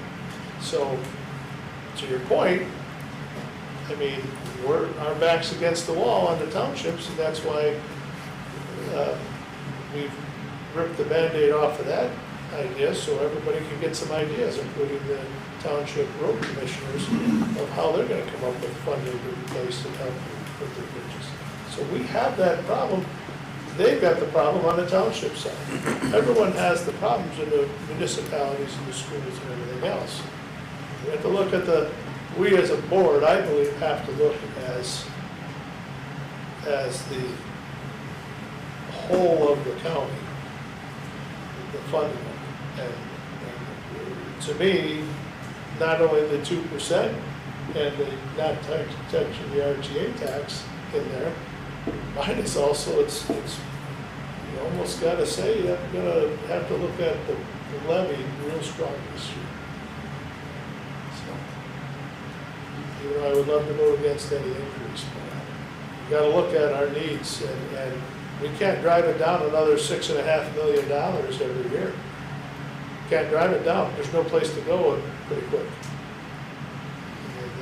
We've driven it down over the last 10, 12 years because we did have absorbent reserves. We had large reserves. Some of those reserves were almost to the point of they had too much money in there, we were subject to lawsuits every year. Because you can have 2.5 times your annual, is that how it is, the number? The Miller standard, as they call Yeah, it. that's And fine. 2.5 times your operating costs Right. should be your reserve, anything else is a Right. liability. There are some statutes that provide fund balance standards for certain funds. The Port Fund, for example, it's specifically specified, but generally that standard's been applied, and the county has been subject to lawsuits because of that. Right. And so we beat those reserves down to where if we didn't have inflation the way we had in the last 4.5 years, we wouldn't be in this situation. We'd still be able to In 4 years, previous 4 years prior to last year, 21.4% I think was the inflation, total inflation at that point. And construction costs for roads and concrete and everything else are a whole lot higher than that. I mean, we know here in our projects. So that's what we have to look at is inflation, even though it's 2.4%, whatever, that has nothing, construction is way higher. Way higher. Is way higher than that. And that's what you gotta look at as a board. We have to look at that. We could say we don't want to tax the people, but I agree, I don't wanna tax the people. But, and tell me where you're gonna cut the services. Yeah. Tell me where you're gonna cut. We're forced on the township side, on the bridges right now, unless we come up with a plan. But again, we have to be able to pay for that plan. And especially when the federal money stops. And that could happen a whole lot more across the board, health department, everything else, there could be a lot of funds dropped. But could be's are another story. Right now, we're gonna appropriate for what we have, the funding that we have. But we have to look real serious at this. And I just don't see how, and I know we have board members who are gonna say absolutely not. And we're having discussion in this, just imagine what it's gonna be when there's 18 in the room, okay? And we're having this discussion, which is a good discussion. But when you put 18, I mean, this could be like herding cats. Because it's not gonna be easy. It's not gonna be easy. And I just don't see it. The 2% to me is gonna be probably hard to do. So, as we say, we can plan, we can support it. But unless the rest of the board gets on board with it, and hopefully finance and administrature, they can come up with enough people that are basically asking these same questions that you guys are. You can do that. So you got your opinion. I'm kind of with Tracy where, I'm not ready to raise the taxes. I think I'd like to protect the RTA funds, of course, right? But I'm thinking in administration, I've been bringing it up to Human Resources that, we have very low deductibles on our insurance plan, and it's probably not to say it here, but there's ways that we can save money by raising deductibles, by eliminating employees. We nearly got 1,300 employees. We've hired nearly 70 new employees. A lot of them are at Valley High, but that's a burden of nearly $4 million. So I think there's ways that we can get there, and we can find it, but there needs to be, these departments got to do more with less. That's hard to do. Right, and so to argue your point, bringing up Valley High has funded their own projects over there, hasn't been capital funds. We've used Valley High's reserve to pay for all the projects, refused to use any COVID money over there for on capital projects when we should have, when we added on that, we didn't spend any of the COVID money. Gave it away to the communities where we made some developers rich, as far as I'm concerned, on a couple of these projects. And we shouldn't have done that. We should have been better stewards of that, in my opinion. Some $1 million apartments is just nuts. So, I got off my soapbox on that. Yeah. But I want to bring I'm up in the favor. point about Valley High, their employees and their capital improvements have all been pretty much self-funded. They don't affect this at all. right. And They're don't make self-sufficient. that mistake of we're gonna cut people on that. There's only so much you can cut, but there is some room, there's some pre-COVID numbers that maybe you need to get to on employees, but you can't cut your way out of this, guys. You can't cut your way out of this. Like what Brian suggested last cycle too, was that, freezes, there's some savings there, right? you know, if someone does retire, or somebody does quit or something, that we freeze that position for, even if it's 6 months. You know, and say one position is $70,000, that's a $35,000 savings. You know, so there's just different ways that we can save and maybe get back into this. Because right now, I feel we're behind the 8 ball.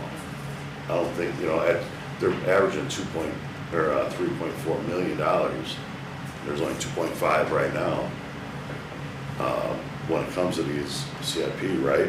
We've spent over the past 3 years or 4 years. 18 to 25, it averaged 3.42 million. Yeah, so we're already behind. And then we're showing zeros for the next 3 years. So Right. that's 3.43, I mean, that's $14 million. So now, really, where are we at?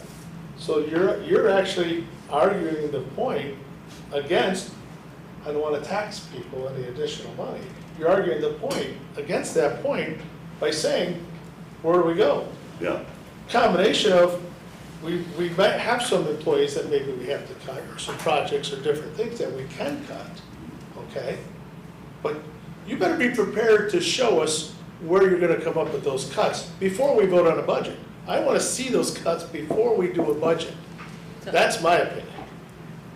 Last year before budget, as PHCS chair, I asked the health department to bring with basically a list of all of the services they provide and the funding sources, whether it's a mandated service or, you know, where's the funding from?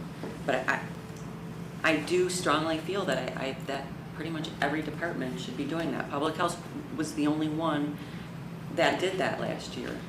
I would have liked to see a little bit more detail in that, but she at least brought that, and it was a starting place to look at, you know, what those services are that we are providing, and how are they funded? You know, some services can only be funded with certain things, but I think every department should be doing that. And I agree with you on that every department should. But it's gonna be not only that, it has to be, do we eliminate some buildings? Do we eliminate buildings? Do we eliminate facilities? You know, what do we do here? And that's, if you're not gonna finance it with the dollars, if the dollars aren't there, it's gonna have to come down to doing that. But, you know, in the board, in the past 10 years, our person count, we're doing a whole lot more right now, providing a whole lot more services right now with fewer people, probably 350 fewer people than when I first got on the board. it's like 1,600, I believe, in 2016. I don't, oh, okay, I don't know. Yeah, about I mean, 2016. we're doing Now a we're lot on with 13. less, and you say you wanna keep cutting. But our health insurance has gone up 30% in the last 2 years, 30. So when we have deductibles at $500. There's nobody in the county, you know, people are paying paying these people's wages and health insurance. They all have $5,000 I deductibles, don't- $7,500 deductibles. I And we're offering 500. That's ridiculous. The bottom line needs to be $5,000, 7,500, 10,000. That would open up all kinds of money, millions. I don't want to say how many, but that's a lot. Over 1,300 employees. See, and so you're coming up with what I'm saying. Our board members have to come up with solutions. There's a solution. They didn't want to possible hear that's it there. last year. They, Right, so you might have that solution that we need, that might be part of it, and to do this. So, you gotta remember, last year, we missed our mark in our sheriff's department by $3.5 million on their comp and salaries. $3.5 million. I contend, and I contend they're gonna miss it by $3.5 million this year. And they say to us in the board, it's maybe $1.5 million. it'll be more. Better plan on $3.5 million. So our budget going in is $3.5 million less, because they're gonna come back at the end of the year. The budget's $3.5 million less. So So there's your 2% right there, just another part of it that you're trying to make up. So those are things that have to be addressed. I agree. You either address it or you build it into your budget. So you gotta face reality here at some point. And the hard reality is, it's gonna have to come from all sides. You know, Member Scala, who's not here today, has stated all along, even since the budget, we've gotta find $2.5 million in cuts this year. I haven't seen us turn down very many votes on the board yet of expenses. I haven't seen very many votes fail. When are you gonna start failing? Folks, what are you gonna do? I'm saying stuff that just may insult some of you, but reality's here. It was here last November. And so our side on our committee, we're handling this, or at least tore the Band-Aid off, don't know how we're handling it yet, the township bridge expense that we've had every year. These are the tough decisions that you have to make. And no matter how many of us have always supported the townships, you know, that program, you still have to face the fact that because we didn't take the look back, we took away our matching fund for the bridges. We took away what we funded that with. It's gone.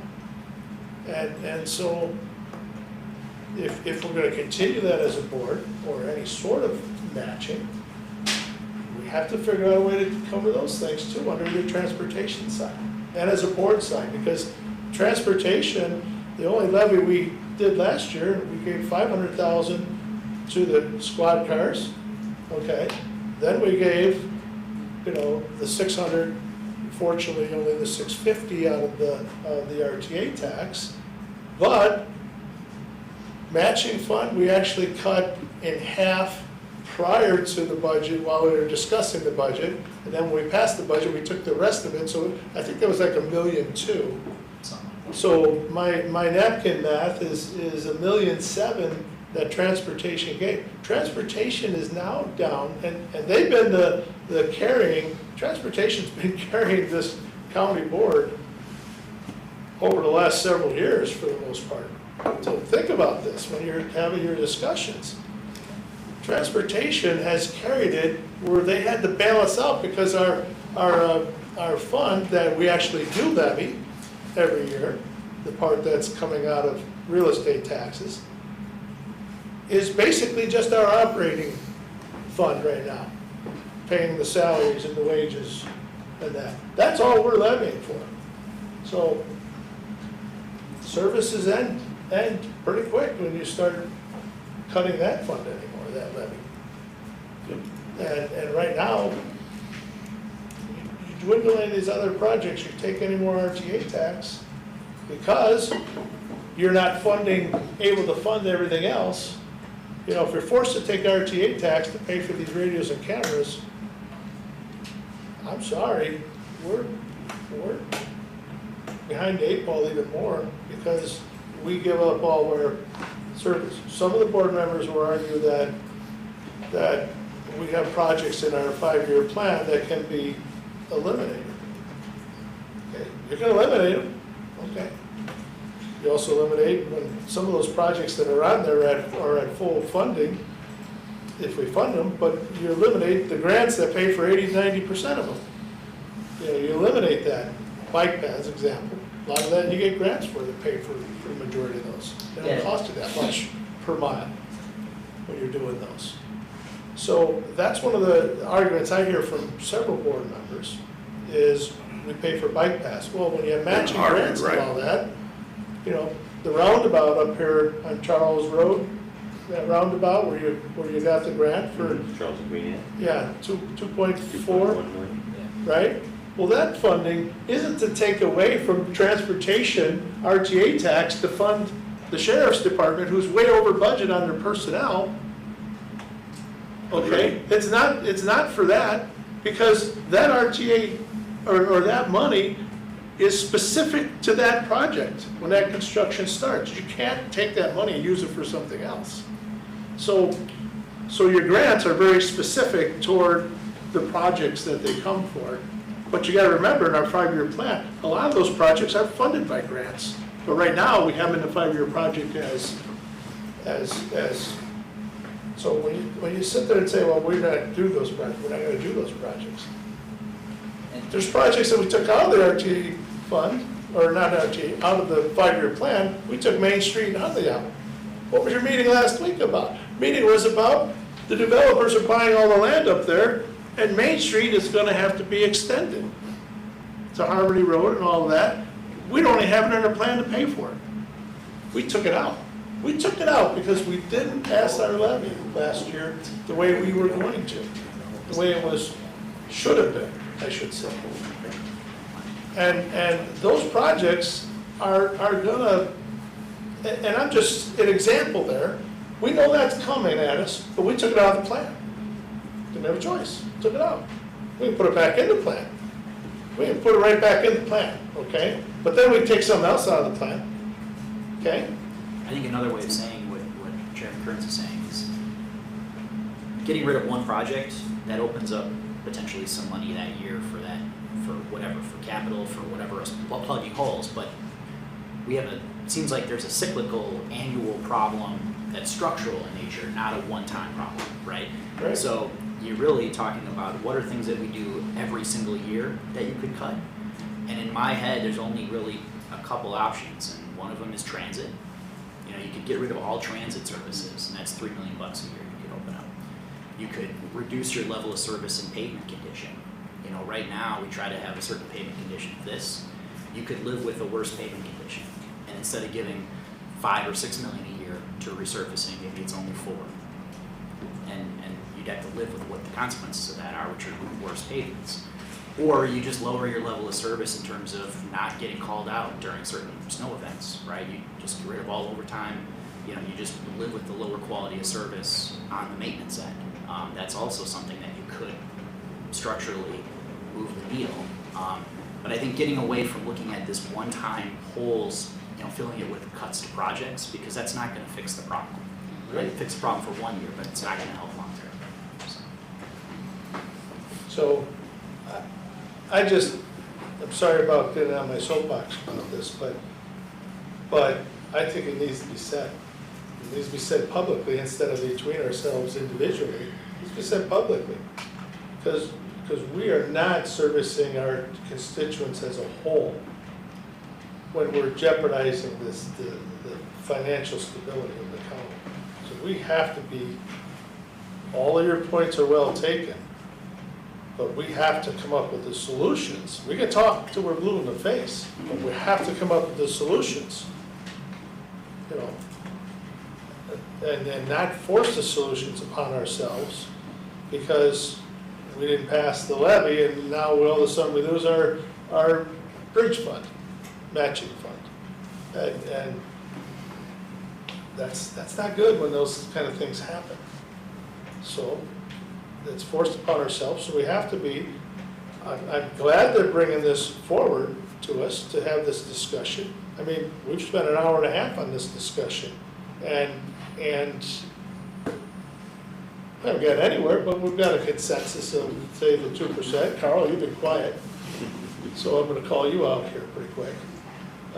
But when you get to the herd and the cats of the 18 of us, it's gotta go through those committees, and I know several of you are on those other committees. Yep. So you're gonna have to sit through this 2 more times. But it's really important, guys. This is probably one of the most important documents you're gonna see all year as far as I'm concerned. Because you gotta maintain the county, facilities, software, everything that's a capital expense. But at the same time, you can't jeopardize your services, and Scott brought up some ideas of where you could cut, okay, but now you're cutting what everyone, I've never heard anybody say the county doesn't have the best roads in the state when they come around, and people literally move here because of that. They come to this county because of what this county stands for. No, you wanna start going, you wanna become Cook County, cut away. So, that's all I can say. And I feel pretty strongly about this, as you can tell. I don't wanna hurt, I don't want roads closed because we have bridges fail. I mean, I don't want roads to be potholes like some of our state roads are. I mean, I don't want that. I mean, you get the snow events, what's the worst roads? State road. Best roads are the township and county roads. State roads suck. I mean, you watch the accidents and the dangers, and the snow events on those roads, in McHenry County I'm talking about. You watch what happens on those roads, because, but if we don't call out for snow events, county roads got the same problem. So, Yeah, Scott did have to take the burden of all the money, you know, there's, like I say, there's things that we can look at. The health I agree. insurance. Yes. I agree Maybe Scott 100%. does take $500,000 from the resurfacing. I Maybe agree. something. But there's, transportation should take the burden on this $4 million, $3 million, whatever the number's gonna Yeah, be. absolutely not. I think it's gotta be following it then, and that's maybe why, I'm not gonna talk for Tracy, but maybe I'm not saying I'm gonna agree with everything what Brian's saying as far as raising taxes in your court. But, I think we can find it. I think we just gotta flip some rocks over. And transportation, like you say, has been taking a bath for a long, long time. And enough's enough. And I agree with you 100%, but I agree with you on, we can find those, raise, your idea of that, great, we can find that. That's just gonna plug the holes of the, around $6.5 million we're gonna be short this year in our budget, that we lost ground on. You know, it's about $6.5 million, right? Am I, Maybe more. it was gonna be $3.5 million or $4 million. And And then we got hit with the radios and the sheriff's shortfall. We got hit with that, so add it up. I think we all need to acknowledge, and everybody does it, don't like to raise taxes. Nobody wants to raise taxes, you know, and I'm not proposing that, okay, if we set a 2% investment level in CPI, that necessarily we're having to raise taxes for that amount. Yeah. I'm not suggesting that at all, I'm just saying that we need to set ourselves a goal, just like reserves, we need to set that goal, and that's what we work towards in terms of a standard financial planning philosophy. That's what I'm saying. We gotta struggle to find that available money. Jim is absolutely putting the point in front of us that is the survival point, and that is that we've got to find the right combination of, yes, fiscal management through steps like you're proposing. I agree about the insurance, you know, we can look at that. That's going to affect our employees, and that's going to affect the attractiveness of McHenry County as a point of employment. But yes, we've got to look at that. I mean, even the state of Illinois is at $2,000 Yeah. deductible. And so, you know, there are things like that that we can look at. But you can't, and I've said this so many times, you can't cut your way to financial stability. You can't do that. You've got to have a combination of, yes, proper management, and that implies some cutting, whether that's cutting employees, whether that's cutting benefits, whether that's cutting long-term commitment programs like bridges. You can cut those types of things, but that's not going to solve the problem totally. You also got to look at revenue. So it's got to be a combination of cutting. I don't like to use the term cutting. I prefer the resource management. To me, that's what we're trying to do. Proper resource management and proper revenue generation. And revenue generation can be through a variety of things. It can be wonderful grants that come through. It can be, in fact, fees for services rendered, you know, more directly charging for user fees. Or it can be certainly our levy. But it's a combination of those type of things, which you can't cut your way to financial stability.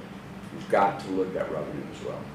So, okay. Okay, quiet Carl, you have heard everyone's opinion, but you've given no opinion. I kind of can go along with, setting that money aside. I got a little bit of a problem when you say you can't cut your way to it. Well, the ones that sign the paycheck do that in their everyday life. They have to cut in order for them to survive. We can do that as well as we talked about the insurance.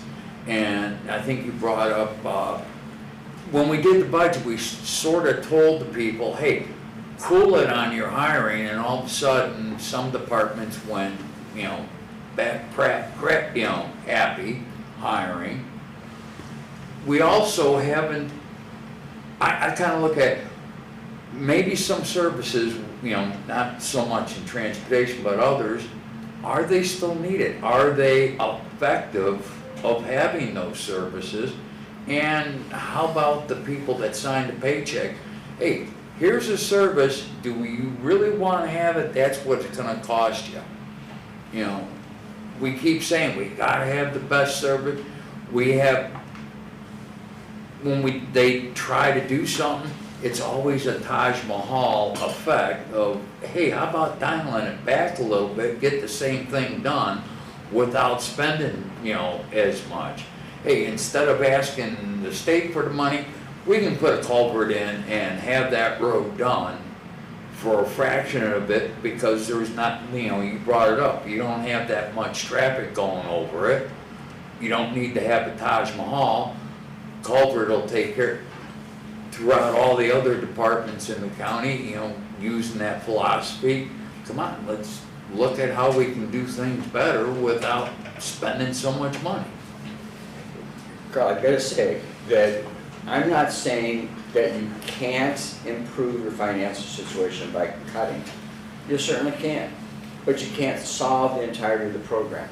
You can't solely cut your way to financial stability or prosperity. You can't do that. It's impossible. Because costs are going to go up across the board. So you have to have a proper combination of cutting, which I like to refer to as resource management. You've got to look at that, plus you've got to find some place for additional revenue. I mean, that's the whole foundation, is it not? That's the whole foundation of why we have the CPI, correct? I mean, employees expect their salaries to be increased as well, right? Somebody's got to pay for that. Employers have to pay increase to get their people there. So you've got to find revenue sources, just like you've got to look at cuts. So it's a combination. Everybody presents this as a false dichotomy. It's got to be one way or the other way. You either cut or you increase taxes. Wrong. It's not a false dichotomy. It's not an either or. It's got to be a combination. We as families, we as individuals, we as businesses also look at increasing prices. Businesses increase prices, right? So it's a combination of the two. Small businesses also look to see if they can get along with fewer employees. That's resource management, and that's what everybody has to do. So in the family, we look at, we can't take this vacation this year, but we also expect where we're working that they're going to give us an increased salary, or we look at maybe working some extra jobs to bring in additional revenue. So it's no different. It's got to be a combination of resource management. Yes, if you want to call that cutting, that's fine. Cutting and revenue generation. It's got to be a combination of the two. You can't cut your way to financial stability or prosperity. You can't do it. Now, the thing about this, we reclassify a lot of positions on the board all the time. We vote to reclassify positions. It adds cost every time you do it. Yeah. Adds cost. Ms. Campbell, would you like, being a board member here present, would you like to? Because you're not on that, you're on finance. Yes, and I'll be reviewing that for sure. No, I appreciate the conversations, I appreciate the comments. I do recognize the need to make sure that the RTA funds are there for those projects. We've got some really huge projects out there for transportation and road improvements. I agree, I think it's a combination of cuts or finding those efficiencies. But I think staff has done a phenomenal job. I really do, so that if somebody has an idea, then bring it forward and show how it will work. But we can't just keep saying, we have too much of this or we have too much of that. Identify what that is.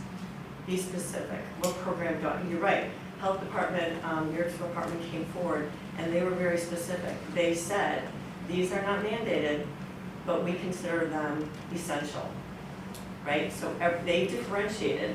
And that gave the opportunity to say, okay, do we actually need the essential?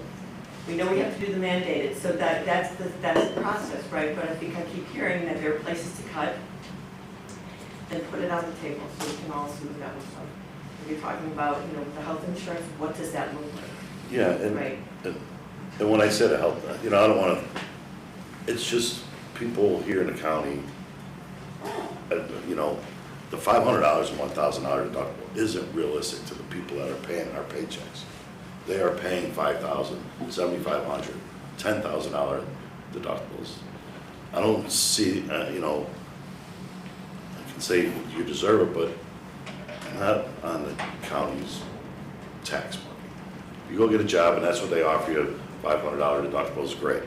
But you're working for the county, you're here, and that's my thought on it, that you should be in kind with the folks that are paying your paychecks. And it's very unheard of a $500 or $1,000 deductible. You said the state is at $2,000. And you can see what kind of issues they have, when it comes to just frivolously spending money. So, I don't know what that number is, Carolyn, but I know it's a savings somewhere. Right, if we're able to just match what commonality here in McHenry County. And again, agreed with everybody, a combination of all. Yes, So I agree with it's not Brian just, 100%. it's just not both, but the combination of all is you have to look at the bottom line. When we get to that final vote on that budget, are we gonna fall further behind the next year? Because every year it compounds. Yeah. Every year it compounds. If you're behind, it compounds. And to Dr. Sager's point, you can't cut your way out of that. You can't cut your way out of that if you don't provide the proper revenue to sustain it. Even though you're making cuts and everything else, you've got to support it also. And I've come to that conclusion the hard way here, that we just have to do it. We have to provide the leadership. And it's easy for us to say when we're out there campaigning, no new taxes. It's easy for us to say that, because everybody loves them. It's lying to the public. But you're lying if Yeah. you can't provide the services that they demand. So, I guess I have to, I want to say something about the sheriff's department, and I feel like we're kind of beating up on them because. I'm not beating up because on the- them when I say that. I'm saying the fact that we missed our budget by $3.5 million. That's a Yes, fact, but not beating up on them. That That's a fact, department does not, I mean, it's a really difficult department to impose fees or, a lot of these costs that have been taken from RTA are mandated costs. We have to do these things, but I really feel that it's important that, we have a sheriff that has found some different revenue streams to, to help with these things. I do not agree that some of these funds, their funds, get taken out of RTA sales tax, but I also feel that we need to recognize that those are mandated funds that they have to spend. So Well, we need to find a different revenue source for those. There you go, and that's what I'm saying. I'm not bashing them because they missed it by $3.5 million. I'm happy that they missed it by $3.5 million. But if you're gonna miss it by $3.5 million this year because it's the same situation, you gotta fund it with a levy. You gotta pay for it. Or you gotta fund it by cutting something else, or you gotta take RTA tax. You gotta do something. So it's a hard decision you all gotta face. So you gotta look at, what does my vote mean when I vote for something like our levy, or I vote for funding pay grade changes, or I fund to add 3 more people, or when I vote for these things, what does that mean? And I've only heard one member say it, that you gotta start voting no on some of this stuff, and that's Scala. He's not here, but he said it right from big going. You gotta start voting no on some of these increases that you're voting for. Because I don't think, if 100 of them came through, I don't think I've ever seen one of them fail. So, that's the hard decisions we gotta make. And I'm not trying to, I guess I'm trying to say, we gotta put on our big pants and we gotta decide. You know, so we're saying, yeah, we think we should do 2%. Well, how are we gonna pay for it? So, I agree, come up with the ideas. Yep. And that's the point that has to be driven home, turn over every rock of where we can save money. And if that, and how does that look on providing of services and facility maintenance and road maintenance? How does that look, the outcome? And then you have to weigh those decisions. And yes, it's a combination of all. So I think we've talked long enough on this. I've brought up most of my stuff. Anybody else want any last minute thing? Okay. And then I appreciate this discussion that you brought before us. Thank you for starting the discussion. Thank you. Thank you. Well done. All right. Do we have staff recognition? And we made them sit here this whole time. We We should have moved that forward, no, this is gonna take this long. Staff recognition, new maintenance member, Bobby? Sorry,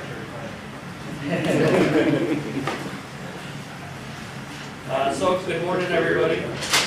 I want to thank Anna for doing the tough part of the presentation. I got the easy part, so we'll move on here with new staff member, Kevin Rodriguez Garcia. Kevin started with us a few weeks ago here at the Division of Transportation. Excuse me. He's working under me on the road crew. Brief little background on Kevin. He's a 2023, excuse me, got farther on the road. 2023 graduate of Marengo Community High School. After high school, Kevin worked for Bolton Enterprises, doing some concrete work and other construction projects. He briefly worked for Marengo Public Works before he joined us here at the DOT. During his free time, he enjoys spending time with family and friends, also enjoys time in the field, hunting and fishing. So, Kevin, welcome to the DOT.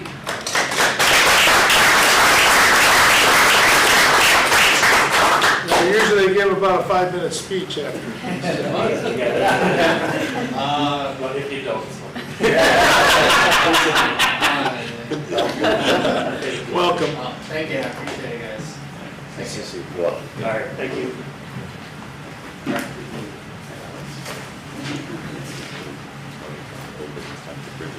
Yep. So what we got is old business here. We were gonna, if any discussion, I want to leave this on the agenda every month from now on for a while about the township bridges. I know, Jim, you were here. If you have anything to say and update us on, please do. I have some good news, actually. All right. You know, previously, we thought that replacing of bridges, we were restricted to what, to build these bridges or the structures in compliance with what the channel was before they were ever put in. After some meetings and some additional research by Willett Hoffman, that's not exactly accurate. As long as the structures were put in prior to 1987, and as long as they don't damage structures or there's no flood issues related with those structures that were caused by those structures, we can actually replace them in kind. So that changes us from going from many of them, in particular, I think there's 16 culverts or some structures like that. And those can be replaced then instead of at a $3, $4, $5 million cost, hopefully $200 or $300 cost. So we'll be able to knock some of those out also. So that's the one thing that we have. Zeke and I, we met with Willett Hoffman on March 25th. They forwarded an email to us, a follow-up email. And Daryl, did I forward that to you? I'm not sure if I saw that one. I'll look back, and if I did, I'll send it to you. It's just a summary of our meeting with them and the guidelines of what is required in our district to replace in kind. So hopefully there'll be a substantial savings there with that. And as I sat here and started thinking about it, because replacing the culverts, that's a big jump. Then I think, yeah, but we still have bridges to tackle. But hopefully that will help reduce, that could possibly help reduce the cost of the bridges. Like Daryl, I think you kind of pointed out in the past, we've raised those bridges, made them wider for different reasons. Maybe some of the bridges moving forward don't have to be elevated like that. So hopefully those bridge costs on some of those projects may come down too. So moving forward, that's what we'll be looking at. But a little good news there, and we're glad to answer any questions, but that's where we're moving with it, so. So prior to 86, but if you replace them now, are those the new culverts still prior to 86?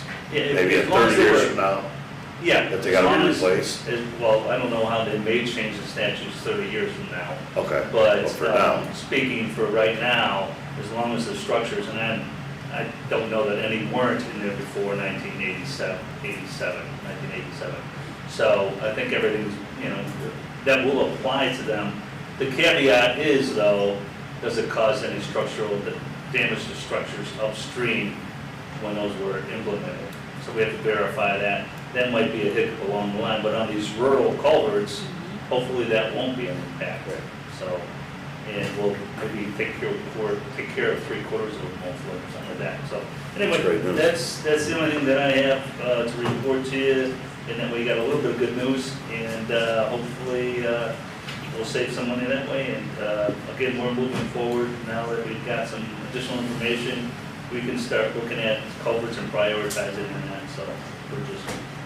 It's great news. And Jim, Thank you. I just think we need to express appreciation to you for your leadership across the board in terms of the research and the efforts that you've made to kind of bring this forward to us. But in addition to that, certainly provide leadership among all townships. So thank you for that.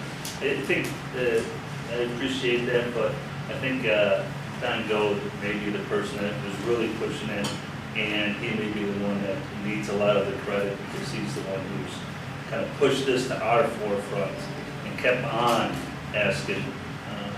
Are we moving forward and asking the tough questions? Thank you. But we appreciate, again, hopefully we can continue to work with you and knock out some of these problems. So, thank you. And I do appreciate the presentations to the full board last month, Yeah. because that That did was help helpful. members. So, thank you. Okay, staff report. We have nothing this month. Staff report. We don't have executive session. And no need for exec session. So, next meeting, April 29th. April 29th, 2 in 1 month. Here, yeah, 8:15. All right, with that, Motion to motion adjourn. adjourned. Mr. Kaminsky speaks up. Mr. Thomas seconds. Can't win for losing. All those in favor? Aye. Meeting adjourned.